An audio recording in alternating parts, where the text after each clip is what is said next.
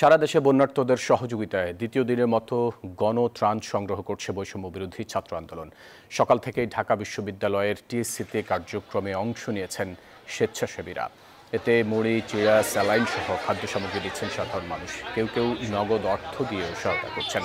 সমন্বয়করা জানান, বুধবার রাত থেকে শুরু হওয়া এই কার্যক্রমে 29,76,000 টাকা জমা হয়েছে। এছাড়াও শুকনো খাবার পরিবার প্রতি প্যাকেট আলাদা করা হয়েছে। ইতিমধ্যেই বন্যা কবলিত এলাকায় পৌঁছেছে প্রতিনিধি দল। জনসাধারণের দেয়া এসব সহায়তা বন্যা দুর্গত এলাকায় পৌঁছে দেবে বৈষম্য বিরোধী ছাত্র আন্দোলন।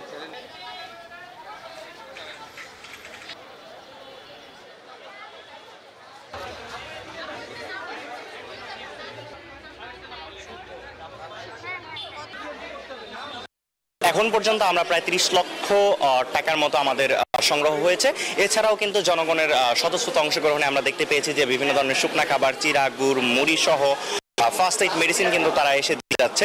আমার যা তৌফিক আর কি, আমি 30 কেজি খেজুর দিয়েছি। এখানে হচ্ছে মুড়ি, বিস্কিট, তারপর হচ্ছে প্যাডস মানে স্যানিটারি ন্যাপকিন, তারপর হচ্ছে এখানে বাচ্চাদের জন্য যে দুধ যেটা আসতেছে, তারপর হচ্ছে আরো যে খাবারগুলো যেমন বিস্কিট, এই স্যালাড এগুলো আসতেছে।